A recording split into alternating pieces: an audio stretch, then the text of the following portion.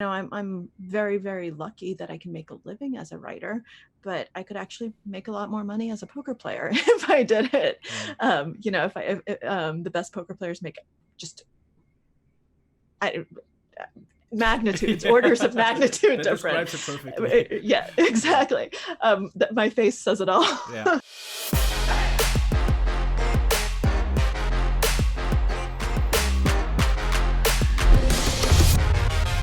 All right, we are live, and for the first time, I have an author on the podcast, and I'm a little nervous. It feels like I have to be a bit more, not so loosey goosey as I was in the previous podcast. I have to be a bit more serious here today if I have an author on the podcast. No, for real, I'm very excited. I've read your book. And yeah, welcome. Thank you for taking the time. Thank you so much for having me. It's going to be fun. I think It's so going too. to be loosey goosey and fun. I mean, I know it's an old meme by now, but yeah, that's how I felt in the previous podcast and today. Before the podcast, I was like, this is getting maybe a little more serious. I should not.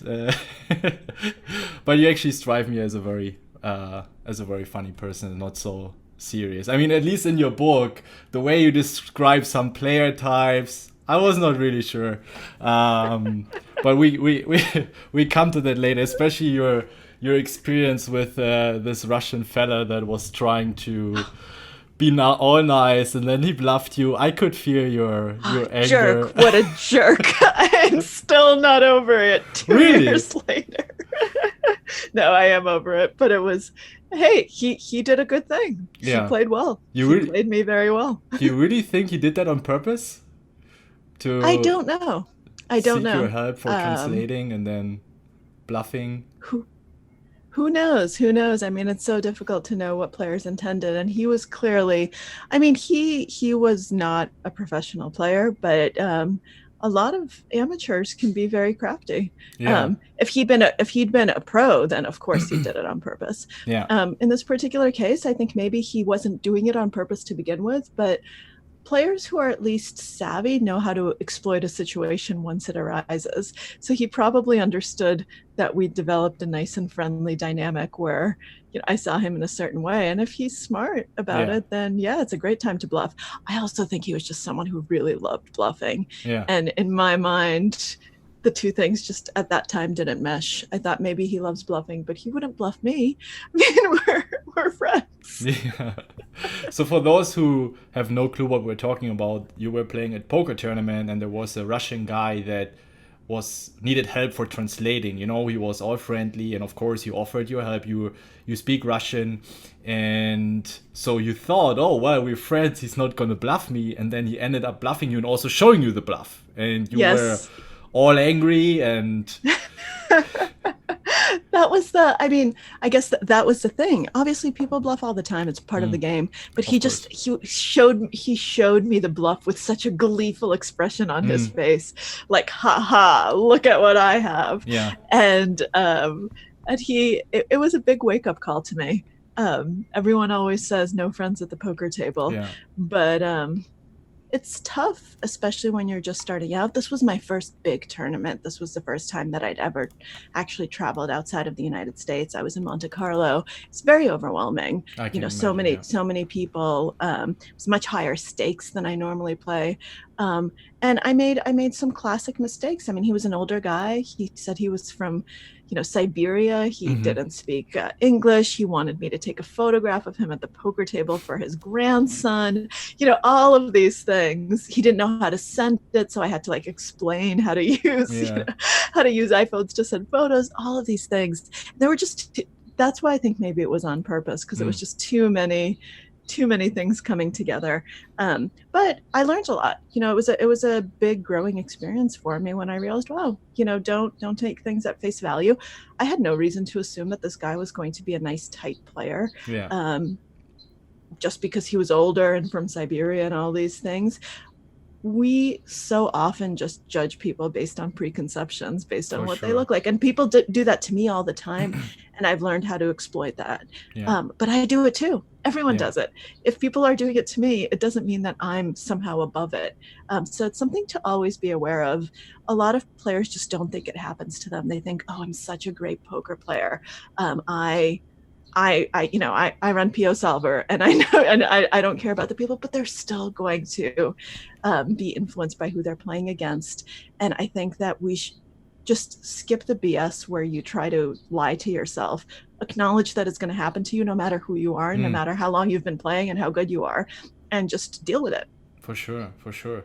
Are you now still playing a lot, playing more online, or? I was. So you can't play online poker is not legal in New York, Yeah, which is where I'm based, true. unfortunately. So I was in New Jersey for the World Series online for part of the month. Mm-hmm. So I actually went to a tiny Airbnb, decamped to New Jersey to be able to play. But now I'm back in New York. So unfortunately, the options are limited. I had plans to go to Canada to play kind of the full schedule Yeah. of the World Series and all of the other, WPT, all of these things that are happening right now. But Canada's not letting us in, and Oh I wow. wouldn't let us in right now. Yeah, the border with Canada is closed. Oh, okay. Because of Yeah. coronavirus, I guess. Yeah, Yeah. because of Yeah. COVID, and because of the fact that Yeah. Americans aren't handling it well. Mm. So, I mean, I'm on board with Canada. I don't want me in there either, but I really wanted to go, so I had to cancel all of those plans. I see, I see. It's great to see that you, I mean, as far as I remember from the beginnings of the book, it was more a 1 year project where Yeah. you had no clue about poker, and Eric Seidel taught you everything that you need to know. And the Yeah. goal was to play the WSOP 10K main event. Mm-hmm. And you document the process. You also want to write a book about it. And that's where we have this beautiful book, The Biggest Bluff, which I highly recommend to everyone. Not only for beginners, also for me as a professional. It was really good because it reminded me of myself of staying humble. That's where you came from. These were the obstacles you had to overcome along the way. And I always like this, also today, this beginner's mindset, this beginner's approach to always stay open, curious. As a pro, you tend to, I don't know this already. I don't need to work on that. You Yeah. also talked about this concept in your book, the fallen superstars, which I also was one of my favorite chapters as well.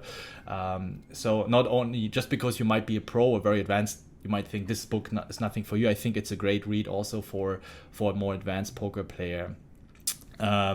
So now I went for so long that I actually forgot what I wanted to say. But Well, thank you though. that was the goal, the 1 year, right? Yeah. And now you're still playing. Was this Yeah. an option before you started, that okay, if it turns out well, I'm gonna turn a poker pro, or was it No, just it after didn't. that year that you said, oh wow, it's going so well, I'm gonna keep playing Yeah, poker? it never even crossed my mind, to be honest. It's not like it wasn't an option. It's just I never considered that it would be possible. Yeah. I mean, I really had never played poker before. So many people, I don't know why. I mean, it's social media, poker Twitter can be a nasty place. So many people have attacked me and said, oh, you're lying. You played poker before. No, I really didn't know how many cards were in a deck. I didn't have a deck of cards growing Yeah. up. We didn't have I did not grow up playing games. I don't like board games. I don't I'm not someone who's into that at all. My chess career ended after 1 week when Yeah. a 5-year-old beat me and I was 12 years old or something like that. And I thought, never again, I'm never playing this game. So to me, it just never crossed my mind that poker would be something that would stay with me. Yeah. I entered the game for very specific reasons. I wanted to kind of understand the nature of chance. I wanted to learn how to make better decisions, all of these things that poker did teach me, but I had no idea whether I'd like it. I had no idea whether I'd have any aptitude for it.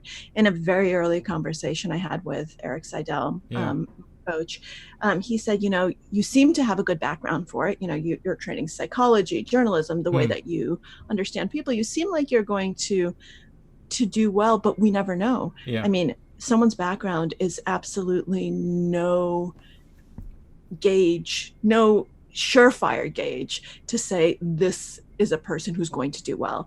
Because until you sit at the table, until you actually play, until you actually find yourself under these conditions and have to execute, you don't know how you're going to be able to think in those situations. You know, a lot of great athletes, and we think of poker as a mind sport, right? A lot of Yeah. great athletes, they're great in practice, and then they choke under pressure. Yeah. A lot of top recruits end up being horrible players, and they can't play on a professional level because when they have that amount of scrutiny, they can't perform. Their mental game is really weak. Yeah. And so we had no idea. And I got talking about luck. I got so lucky that Eric was the person I chose as my coach, because his love for the game is just so pure. You know, he wasn't someone who was out to make a name for himself or out to get rich quick. Yeah. He loves the thought process. He loves how the game evolves and changes and constantly challenges him. The reason he's still playing is because it's still interesting and exciting and difficult, and it keeps getting more difficult. And so he taught me to love the game. Yeah. And that's why I'm still here. Yeah.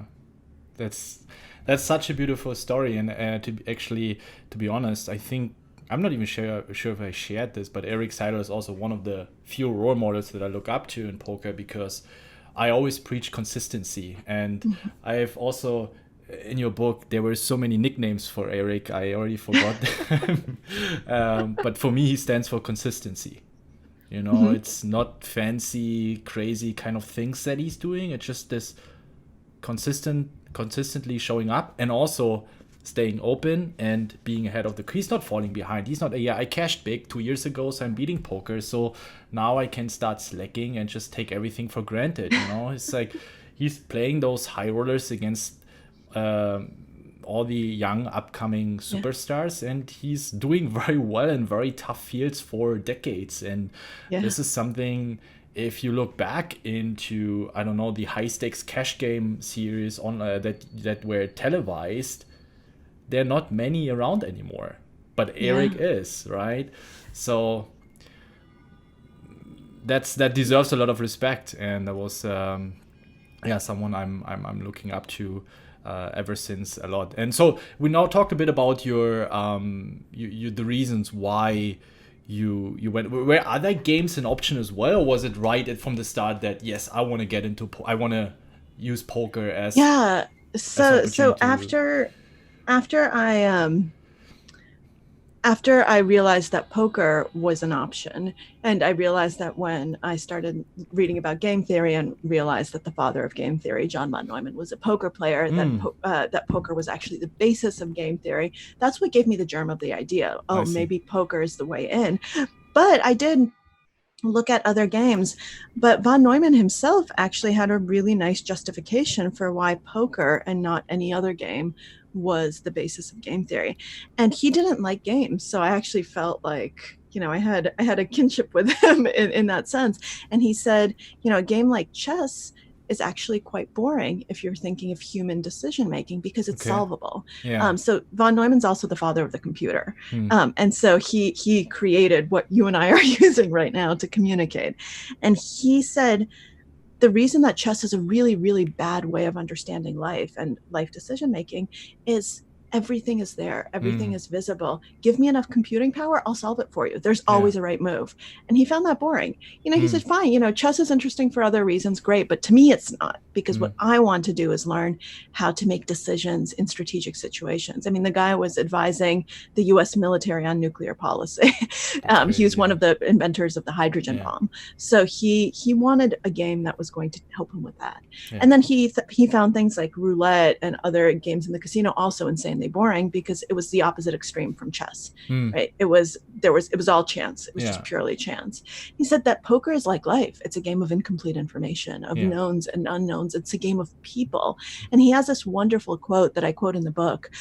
He says, real life consists of bluffing, of little tactics of deception, of trying to figure out, what does this man think I mean to do? And that's what games are about in my theory. And to me, that's just beautiful. I mean, that really gets at the heart of why you can't model perfectly human decision making, why you can't ever have a certain 100% solution.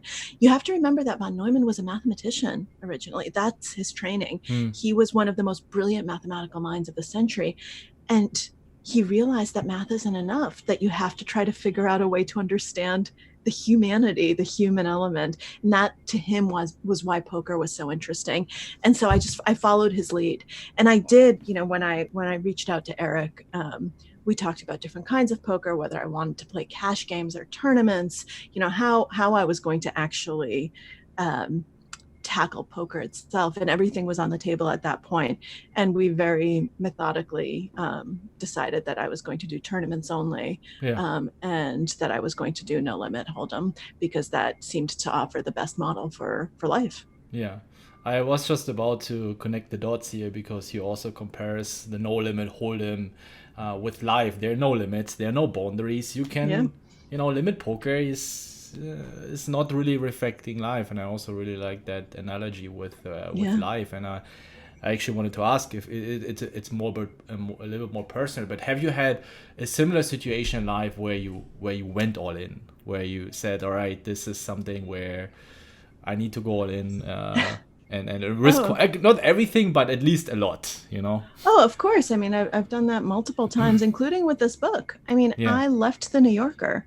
I was at kind of the best magazine in the country, or what I think is the best magazine in the country. And I think a lot of people would agree. A really good career. And I decided to just go on leave and just disappear in terms of being a writer for a while. And I'd never done that. And a lot of people told me that I was insane, that I was going to lose my platform, whatever that is, that people were going to forget who I was, because all of a sudden I'm disappearing into an entirely new world. And I realized that I had to do it completely. I realized very early on, I'd never gone on book leave before. I'd always, when I'd written my previous 2 books, I'd always stayed and kept writing magazine pieces as well. But for this book, I realized that, wow, to do this well, I need to just give it my all. I need to live and breathe poker. It needs to become my life for this year, 24/7, 7 days a week. And to do that, I have to stop doing everything else. And that was a really big career risk. And I've done that before. I mean, when I graduated from college and moved to New York, I had almost no money. I quit my job after a week because I wasn't happy and with no other job, and had to figure out what I was going to do. And I've done that on multiple occasions where I've really just in career terms have taken really big swings that could have completely missed, and sometimes did completely miss, with no safety net in terms of money. I had a safety net in terms of parents who love me, who said, I don't come from a rich family. They said, we can't give you any money, but you can always come home. We'll always welcome you. And so I knew I had that. And so that was very lucky. And I've done that in personal terms as well. I mean, my husband, I've now been married for almost 11 years, but we moved in together after less than 2 months of knowing each other into a tiny, tiny studio. I had a 175 square foot studio in New York, and I don't know what that translates to in meters, but it's very small. And he moved in with me, and that was definitely a big risk, because he lived in another city, and so even the 2 months that we'd known each other were multiple states apart. So it ended up working out. But when I feel strongly about something, I don't usually hesitate to take the plunge and then see what happens, because you can always repent later. But if you don't act, then how will you ever know? There's one of my favorite poets, W.H. Auden, whom I quote multiple times in the book, has this wonderful poem that's not in the book. It's called "Leap Before You Look." And there's a line in it. He says, "Look if you like, but if you will have to leap." And then he goes on to say the sense of safety has to disappear. It's one of my favorite poems, and to me, it actually also models one of the things that poker is really good at teaching. For sure.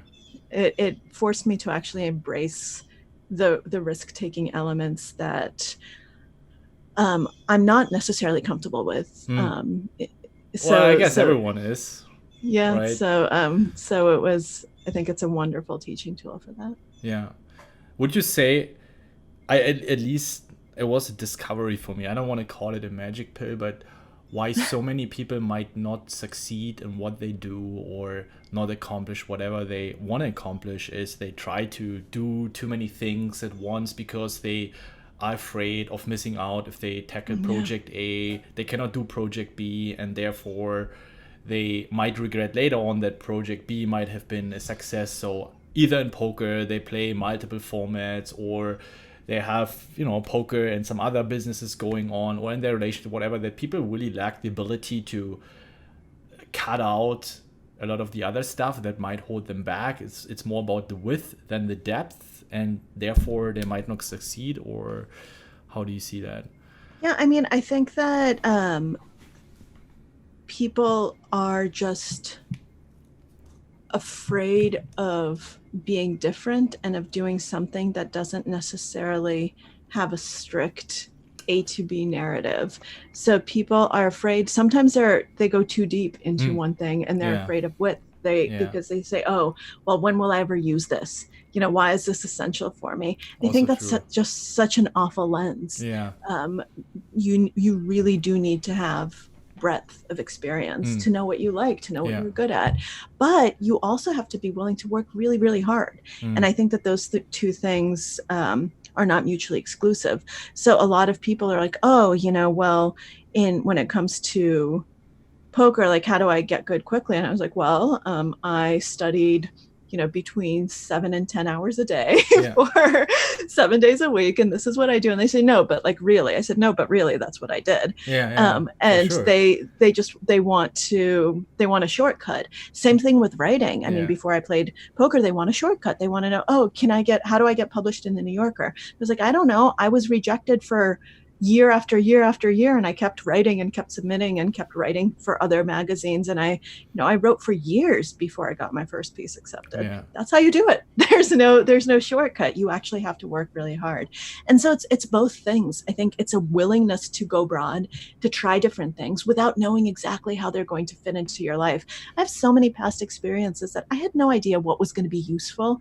I had no idea what I was going to end up doing with it, but I've always been someone who's been a huge proponent of just following your interests and doing what you're good at. Something my mom always told me was, when I told her I wanted to be a writer, she didn't say, "You can't make any money as a writer. Are you crazy? You need."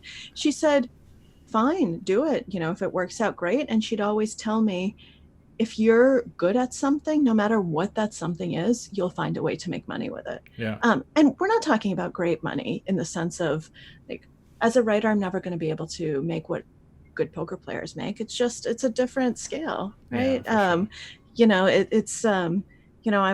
very, very lucky that I can make a living as a writer, but I could actually make a lot more money as a poker player if I did it.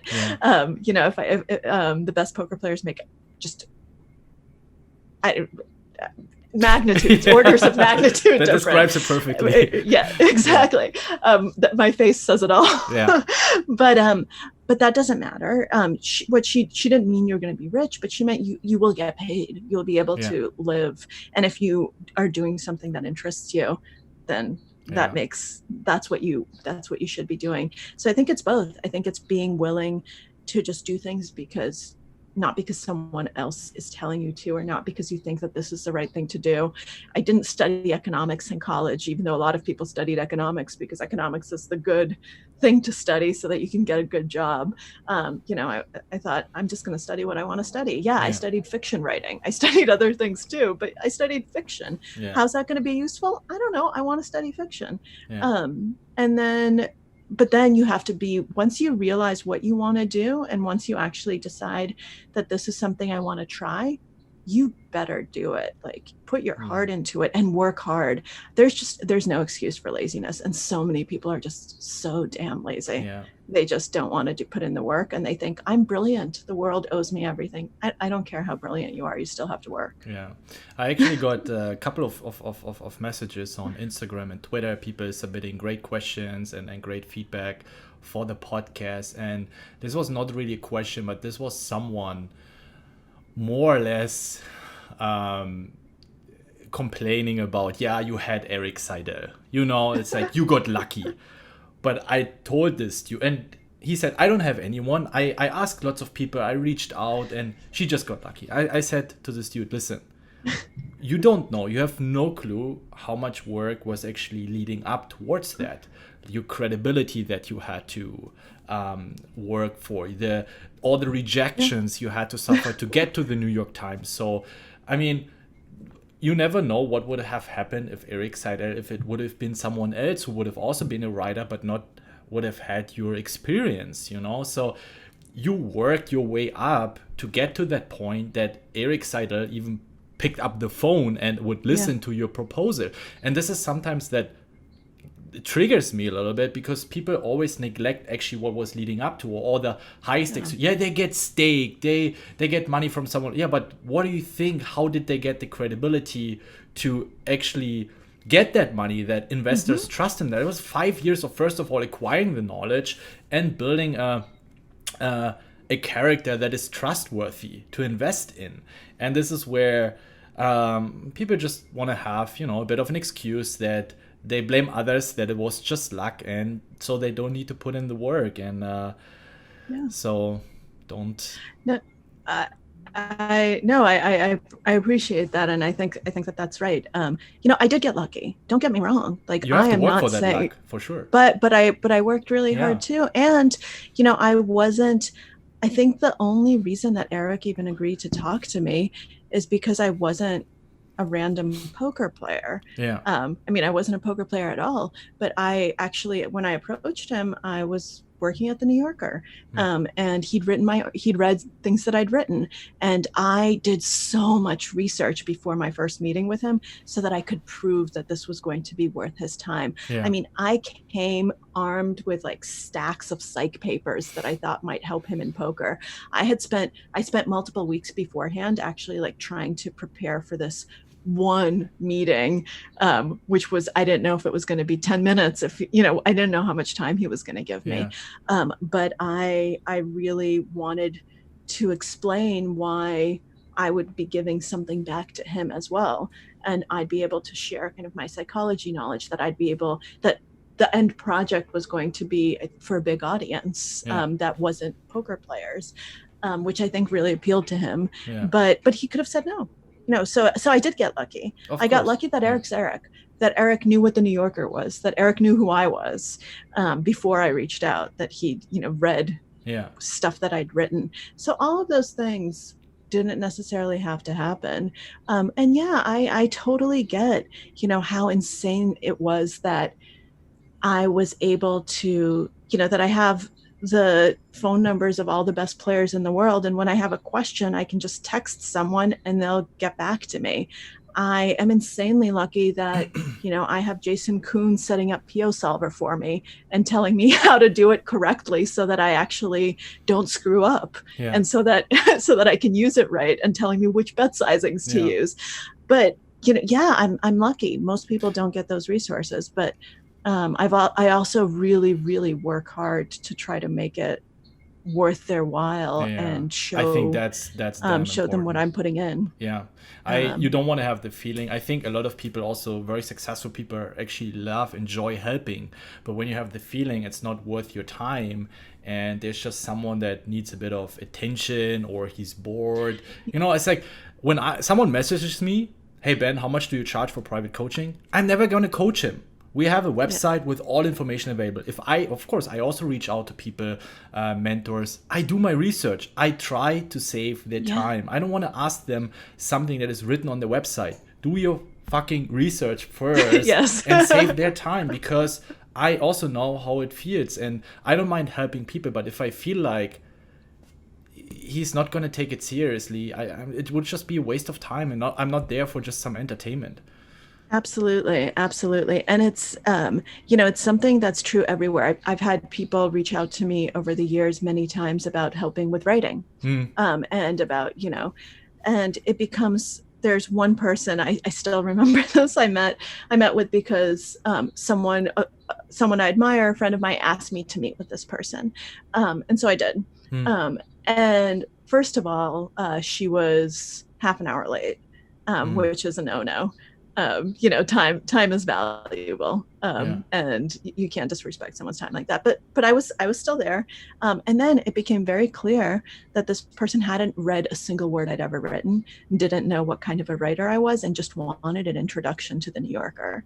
And that was it's one of these things where, well, no, in that I'm not going to help you, because why would I?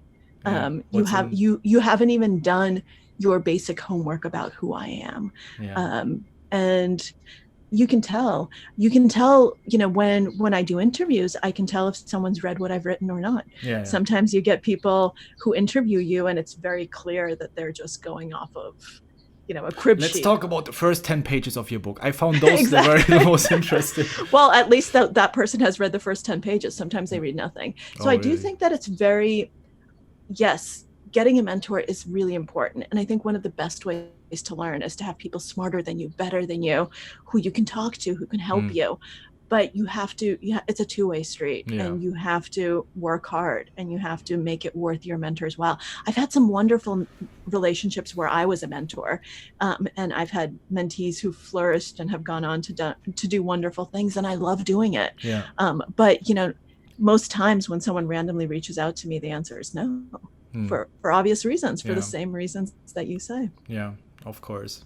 I also found this story very interesting with Dan Harrington that you were describing about hiring people, and he was usually hiring people that have a gambling background, and then they hired someone that who appears to be nice, and he has a good resume and all the skills, but he hasn't had a gaming or gambling background. And I think it turns out that he got rejected, and he didn't have the capability to think and make decisions as poker players would do. Oh, so he didn't get rejected. He got hired, and they had to fire him. And then because he screwed up. They had to let him go. Even worse. They had to actually fire the guy because he screwed up. And I think Dan told his business partner, then he said, "We're never going to hire if I ever hire someone without a gambling background again, just slap me. Don't let me do it." And he felt very strongly about it. And I can see that, because some of the people who, it's so different. I mean, people think that investing is this very nice and respectable job, and poker is degenerate gambling.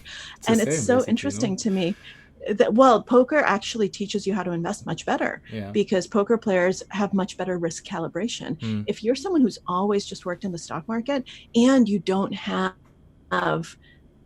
enough self-awareness, you never actually have to do the very difficult process of picking apart process from outcome, and picking apart how good you are at actually making decisions. When you picked these stocks, were they 60% favorites, 75% favorites, like how good you were at that and how lucky you got.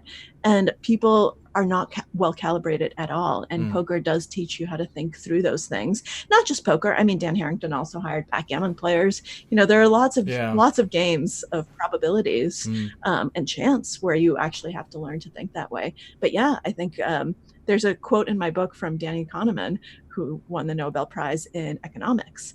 And he worked a lot with hedge funds and with a lot of financial companies. And he has this very funny quote where he says they think they're playing poker, but they're actually playing roulette. They're gambling. They're not actually playing poker, because poker players have much more consistent returns if they're good. For sure. And what I wanted to ask also about that story is, because I have also experienced that with our business, the people that we were hiring as a freelancer or as employees. I've never seen a resume. I've never seen a CV. I like to see people, how they work. I like to see how focused they can work, how they deal with people, how they work in a team. And I'm not sure if that is the magic pill. Maybe I would do better, or we would do better if we would also hire some people with a more in-depth CV. However, do you think that degrees in general are a little bit overrated? And also, second question that follows up, how can you make sure as a person that you become a valuable asset, that you get hired by very the companies that you would like to work for, or you get to work together with a business partner, or just getting valuable? How? Yeah. So yes, I do. I do think that degrees are completely overvalued, and that some of the smartest and best people I know dropped out of college or didn't even go to college. Some of them dropped out of high school. Most of them are poker players, but they are brilliant minds who could have gone to any college and just didn't. And I think that's a very, very poor metric. And disclaimer, I went to Harvard and Columbia, so I have a U.S. Ivy League education. But some of the people I went to Harvard with are idiots. I would never want to work with them. I would never want to hire them. I mean, they're just idiots, and they got, I don't understand. Or sometimes I do understand. They've had lots of family who's gone to Harvard and given them lots of money. But it's a really poor metric. That said, in at least still in the US, and I think in other parts of the world, that's what a lot of people use. They look at it and they're like, oh, okay. And for me, I wasn't born here. I wasn't born in the US. I was born in Russia. I didn't have any connections. I didn't know anyone. And Harvard opened doors that would have remained closed otherwise, just because I met people, just because I was able to network, and just because having it on my resume helped. So don't get me wrong, it helps, but I don't. Sure. But I wish that weren't the case. And I think that to actually, like, if I were hiring someone, I think what you do is absolutely right. You want to see how they perform. I would actually say for any job, give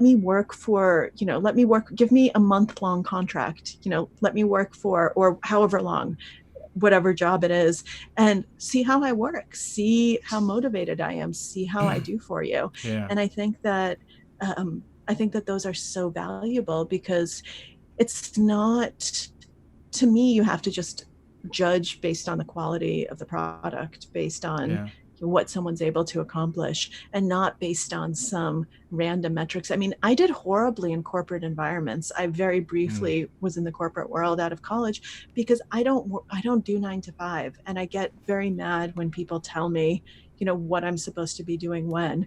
I can't work that way. And I was more efficient. I was much faster than other people. So I'd be done by 2, and they'd want me to just sit around and wait for, my boss. This was when I was working in advertising as a copywriter, wait for him to finally finish what he was doing so that I could, and that to me was so inefficient. But they thought I was slacking. They're like, well, this girl, doesn't want to work past 2 p.m. That's because I'm done. That's because you're give me more work. I finished.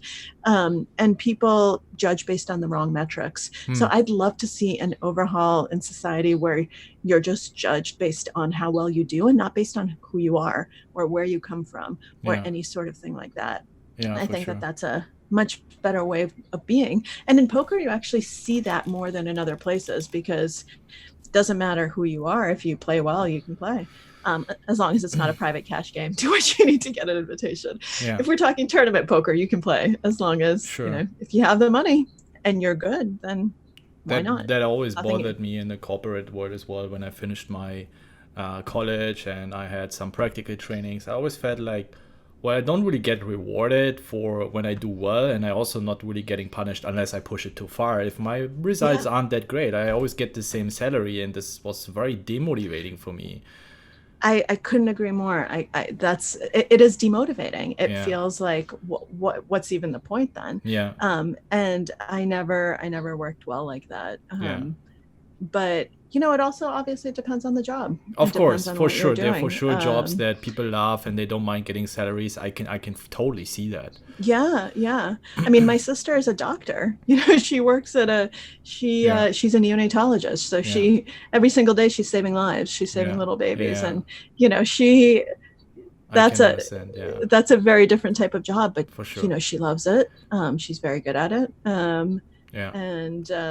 But I would say for most jobs, for sure, it could be very demotivating, and I believe that most people that have a 9 to 5 might not be happy, and kind of trapped in that rat race.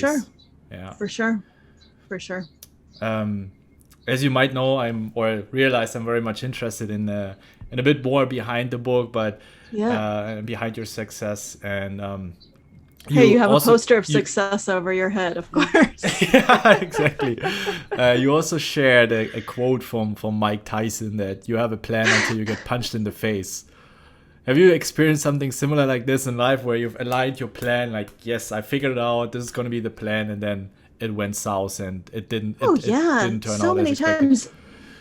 So many times. I mean, you get punched. Life loves to punch people in the face. And, you get socked in the jaw more often than you'd like. And actually that was, one of the reasons I got into poker, one of the reasons I wrote this book, was because I had a year where just nothing was going right. Yeah.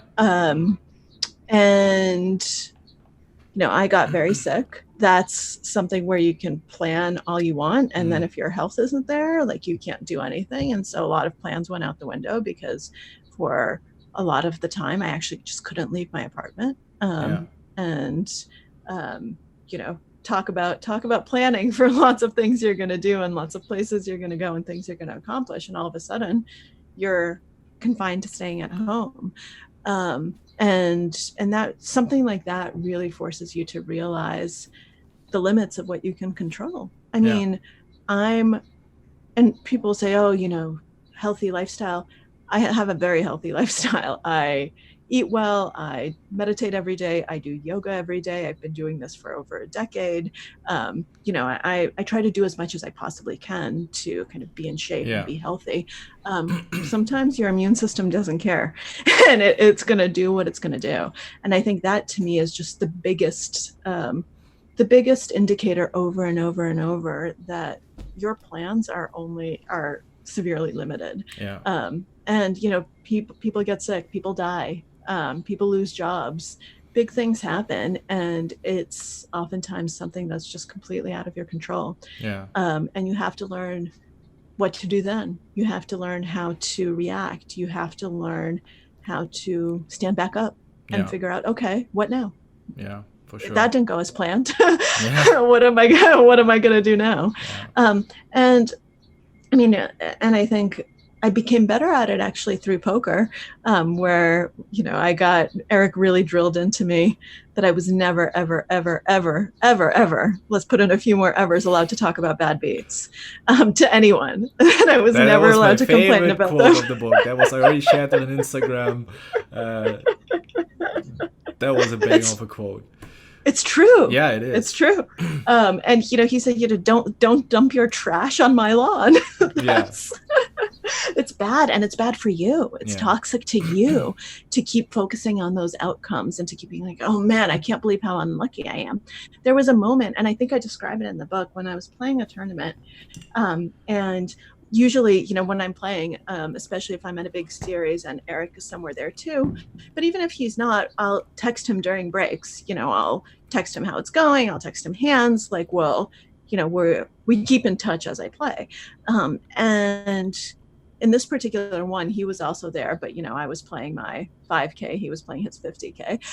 But he actually pulled me over during a break, and he said, I'm really worried about you. You are describing things right now as happening to you. I'm getting unlucky. I'm getting bad cards. I'm carded. He's like, no, you need to, he's like, either stop, fold for the rest of the night because your mind's not right, or get it together. Stop describing things as happening to you. You have to start actually acting and taking responsibility and switching it around. And it's so true. I mean, this mental shift, he was right. He was completely right. You can't be like, oh, I'm just getting unlucky. Oh, I'm card dead. I'm this. Everything's happening to me and it's not going right. So I could be like, okay, what can I do? All right.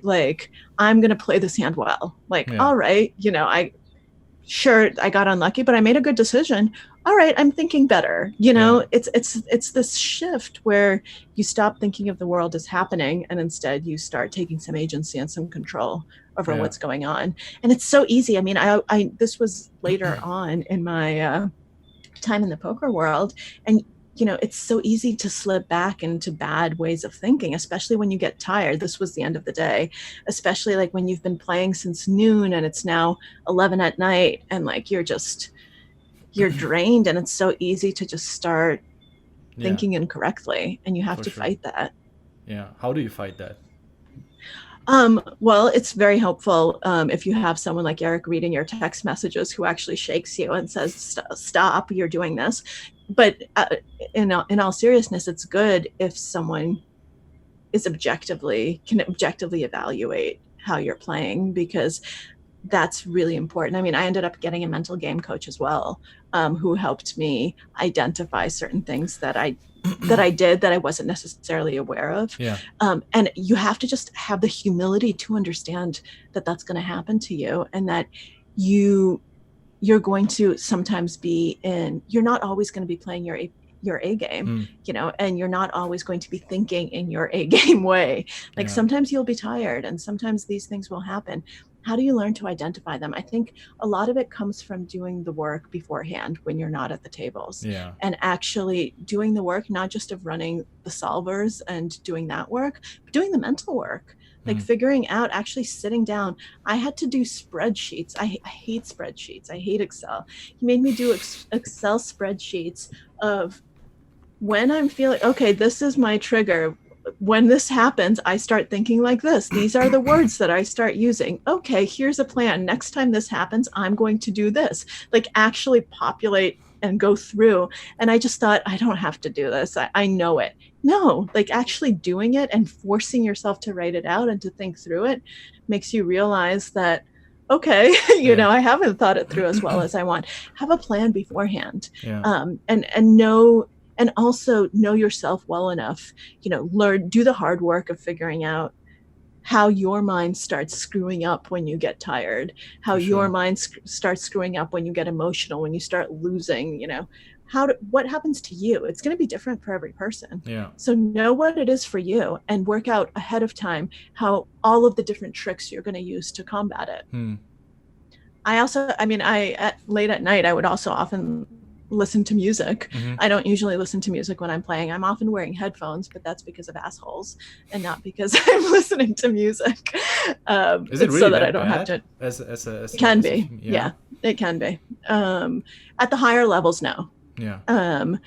Except for a few players. I won't name any names. I don't like putting negativity out there, but even at the higher levels, there are a few players who, if I see they're going to be at my table, like if I'm walking over, I put the headphones on before I even sit down so that I don't have to interact with them. But that's rare. But at the lower levels, absolutely, it is that bad. Really? It's really bad. Yeah. If you're female, you're going to get harassed. You're going to be called nasty things. People are gonna, and sometimes people will think it's nice, like they want to flirt and they want to offer you drinks and it throws you off. It's just better to have that armor. But back to psyching yourself up. Like at night, I would often listen to music that would actually like get my energy back up and actually like put me in a good mindset. I had things that I would listen to that would be like, okay, I can do this. Because I get tired. Of course. And stamina is important. Yeah. But everyone gets tired, so it's more about being a little less tired than everyone else, right? Exactly. Yeah, that's exactly right. I didn't play a lot live, but I played some. I was in Vegas twice and EPT Barcelona, but that's pretty much it for higher buy-in tournaments. I'm more like an online nerd. But just standing up and shaking your body, maybe making a few push-ups and just walking around also helps tremendously. It's so helpful. It's so helpful to get your energy up. Sometimes people don't want to miss a single hand, and I get that, but like sometimes it's actually good to just walk around in orbit. Like just get up, walk around. Sure, okay, you might have missed two hands. You didn't have aces that hand. Just tell yourself that. And if you had aces, they got cracked. I mean, you can even just, if you fold under the gun, there's so much action. Like if you have 40 seconds, right? Just walk around table, and if you see the next hand is there, just go back to your place. Exactly. Okay. Yeah, exactly. I find the preparation part very, very important, and I feel like I get so many DMs, and it's like, Ben, I have this tilt issue. How do I fix that? In that moment, what can I do? And I'm always telling them, what are you doing before that? And I feel like people trying, you can usually lift 60 kilos, and then you try to lift 100 kilos, but our brain is Yeah. a muscle and you need to practice it. And so you need to get your brain used Yep. to, or your muscles used to be able to lift 100 kilos. And then people with the ability of lifting 60 kilos constantly try to lift 100 kilos. I'm like, Uh-huh. what the fuck are you doing? What do you think it's gonna be? You don't meditate, you Yeah. don't do anything. I'm not saying Yeah. meditate. It can be yoga, you can also do a very mindful exercise or Yeah. walk or very mindful cooking, but you need to give it some space to let your thoughts Yeah. come up, deal with them, let them happen. And this is basically getting rid of the trash that you have on your own yawn. And you're getting some mental clearance and some mental space that will help you in that very moment when it comes up to, oh, I'm more aware. I can detach myself from that suck out. I can detach myself from that unfortunate situation, and I stay in control. It will get a little better over time, but it's with everything. It comes with practice. For sure, for sure. And if you don't have a plan, if you don't practice beforehand, how in the world are you going to expect to do it when the stakes are high and when it actually matters? So many people think, oh, I'll just be able to perform. No, even strategy. That's why, a lot of people are like, oh, well, I study all the time and I'm never. I was like, well, there's a huge gap between like theory and implementation and being able to do something. And the way that I do that is I drop way down in stakes. Maybe other people have different ways. Like if I'm trying something new, like if I've just kind of, if I want to play around with a new technique, with a new strategy, with a new way of doing it, like I'll play something much lower than I normally play. Where I don't care I don't care about the outcome at all. Yeah. Like where this is money that does not matter. I will not do this in a $10,000 tournament. I'll do this in a $10 tournament. I don't care. Someone actually, I had a interesting experience at an EPT stop once, where like someone actually tried to shame me. They're like, you were just playing a 25K. This was in Montreal, and not Montreal, in Monte Carlo. Like, you were just playing a 25K and you're playing this like $200 tournament. I'm like, yeah, I am. Why am I not allowed to play both? And I'm enjoying it. And I'm, I like this 200 euro turbo. Like I can try a lot of stuff here. Like I can figure out what's working and get comfortable with it, so that when I get comfortable here, I can, I actually can execute it at a different level where the stakes are higher. You have to try things in lower stakes environment. I think for it to work. And that's not just poker. I just mean, and that's not just financial stakes. It's just when the outcome isn't as important. When it's not a crucial decision, just try things, play with things earlier, and practice. Yeah, for sure. I always try to recommend that as a tournament player, play some low stakes cash game. I think it's essential. In tournament poker, you start with 100 big blinds, you play a few hands, and you're down to 50, 40 big blinds. And I think, yes, of course, it's more about being able to grind the mid stake. But when you don't feel so comfortable, then just play very low stakes cash game. Just get comfortable with deeper stack sizes, and you don't need to hide from better, and you can actually build a solid edge on your opponents in the early stages of a tournament. So for sure, I like that advice. For sure. No, and I started, after the first year not playing any cash, I started playing cash, to exactly for that reason. You can practice your deep stacked game. So I think, and be willing to do that. It's all about humility. Just, so what? Just because you play a certain level doesn't mean that, it's not below you. It's not beneath you to suddenly, sometimes it's very, very smart to move down. According to sorry, go ahead. No, go ahead. According to so many people, I was claimed to be broke because I play this $11 Sunday Storm every Sunday. I just enjoy that. It's a great title. Sunday Storm champion. I don't know. I have this on my bucket list. And it's like, $11 one day you will be the Sunday Storm champion, and you will be very proud of it. Yeah, exactly. I love actually playing lower stakes because I understand where the new generation of players is coming from. They're not born and suddenly start playing $5,000 tournaments. They have to grind their way up. So I want to be prepared.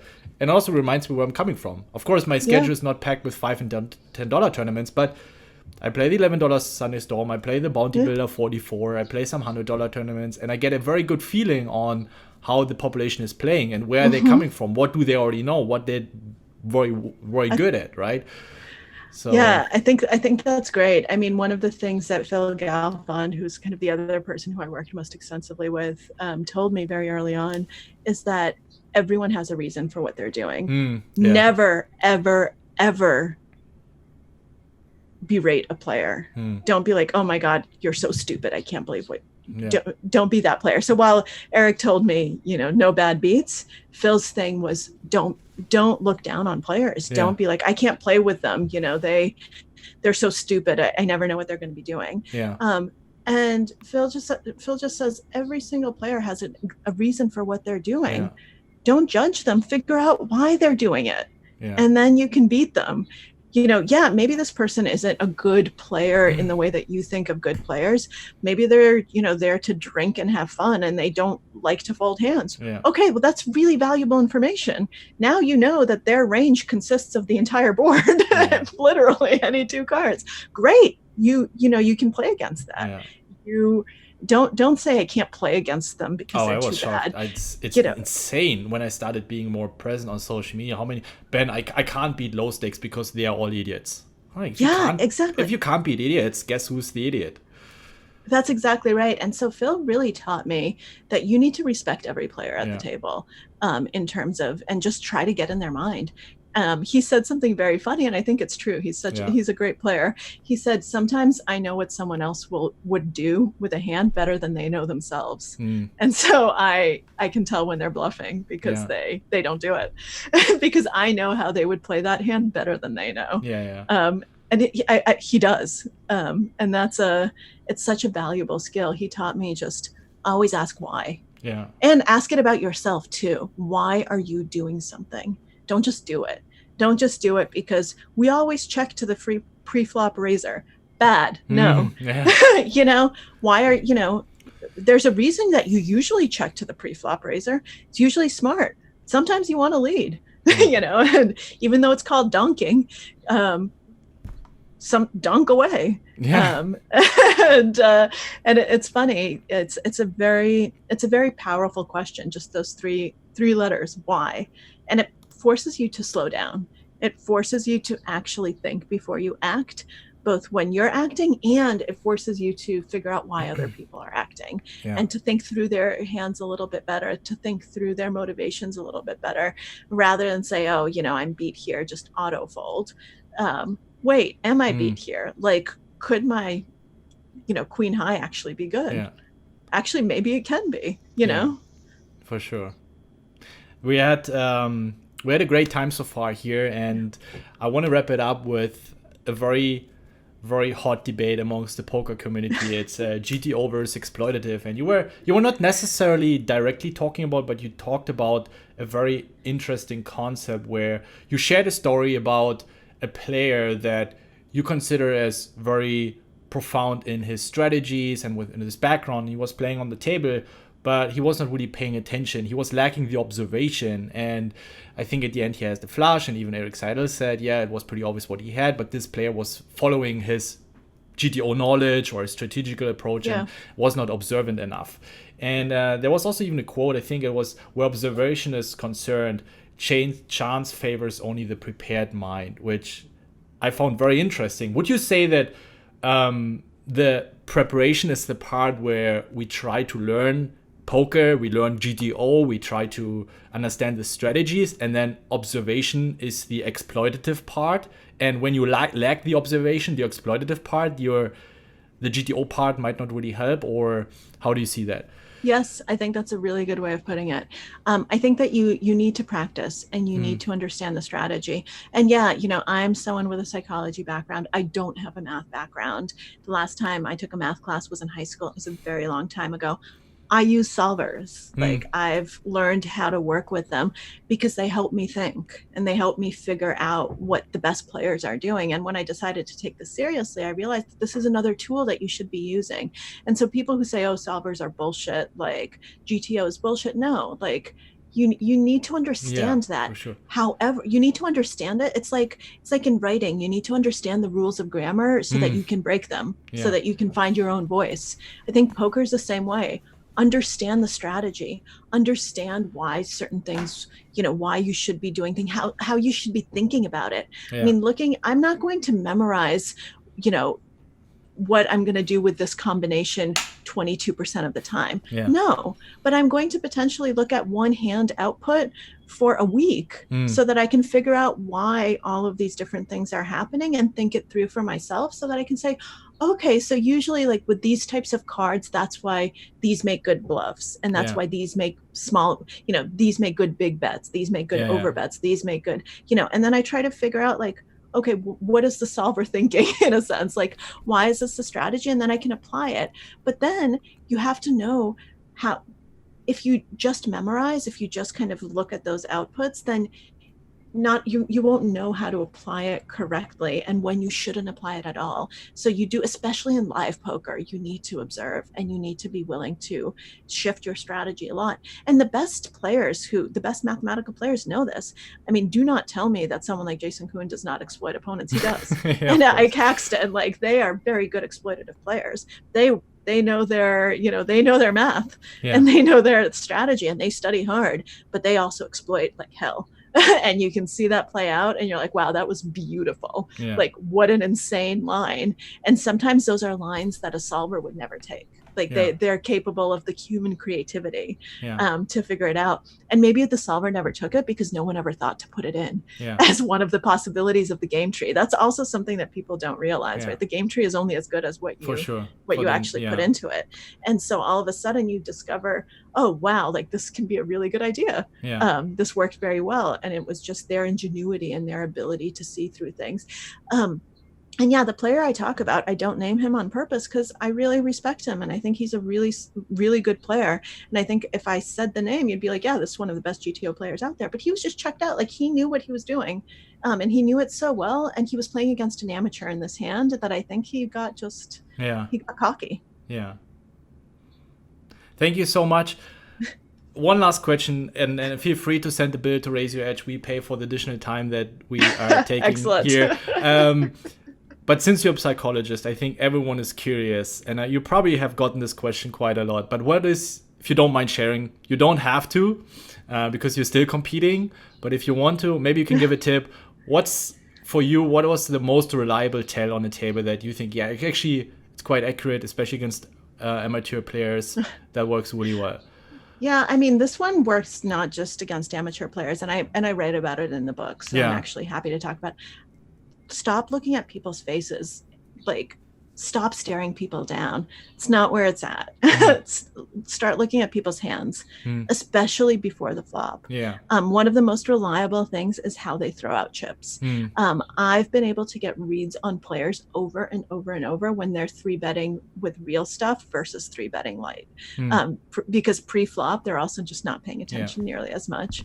And that to me has actually been once I started realizing you should really be looking at the hands, it's been incredibly helpful to me because people don't realize how much information they're giving off through their hands. These days, they know that they're giving off a lot through their faces. And, we've all read Mike Caro and we know all about happy feet.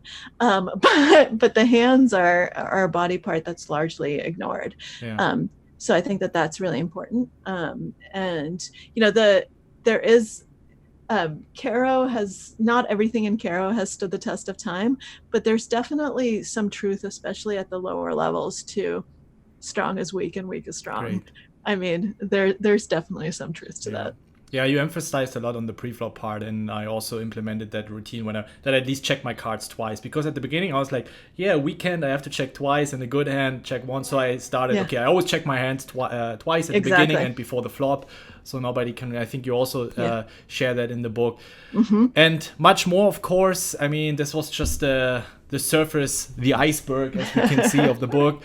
Thank you so much for taking the time, guys. If you have any questions, drop it in the comments. I'm happy to answer them. And yeah, when we're back to normal, looking forward to see you at the live tables. Maybe one day I have the pleasure to sit next to you.